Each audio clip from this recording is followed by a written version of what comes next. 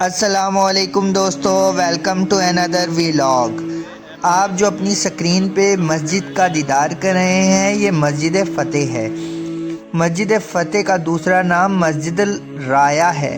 رایا عربی زبان میں جھنڈے کو بولتے ہیں۔ آپ صلی اللہ علیہ وآلہ وسلم جب فتح مکہ کے موقع پر تشریف لائے تو اس جگہ آپ نے فتح کا جھنڈا لہرایا۔ اسی جگہ آپ صلی اللہ علیہ وآلہ وسلم نے 2 رکعت نماز بھی ادا کی۔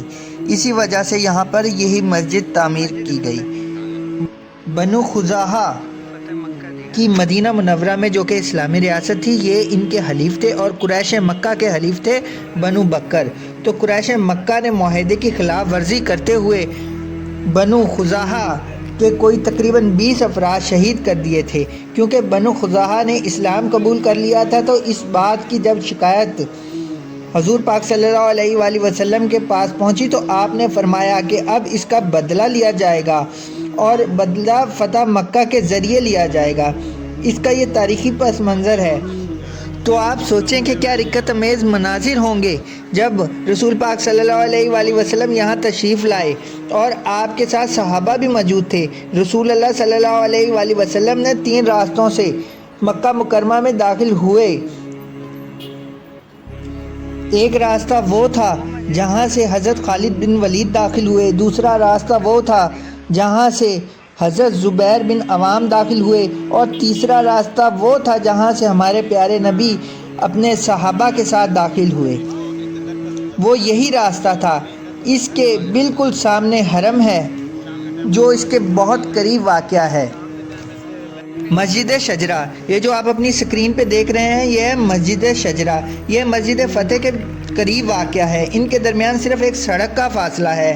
اس کو مسجد شجرہ اس لیے کہتے ہیں کہ یہاں پر رسول اللہ صلی اللہ علیہ وآلہ وسلم نے اپنا معجزہ ایک عربی بدوی کو دکھایا تھا۔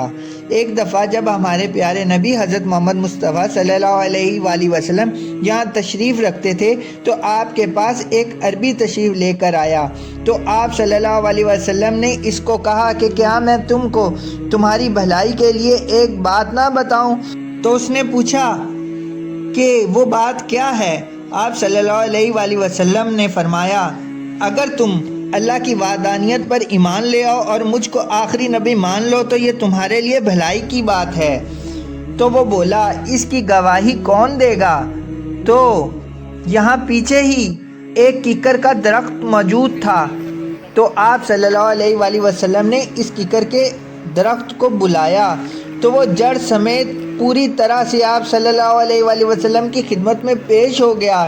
اس درخت نے 3 مرتبہ درود و سلام پڑھا اور گواہی دی کہ رسول اللہ ہی اللہ کے آخری رسول ہیں اور اللہ ایک ہے۔ یہ دیکھ کر اس عربی نے اسلام قبول کر لیا اور کہا کہ میں اپنی قوم میں جا کر یہ بتاؤں گا اور اسلام کی دعوت دوں گا۔ اگر انہوں نے اسلام کی دعوت قبول نہ کیا تو وہ رسول اللہ صلی اللہ علیہ وآلہ وسلم کی خدمت میں حاضر ہو جائے گا اور آپ صلی اللہ علیہ وسلم کے پاس ہی رہے گا۔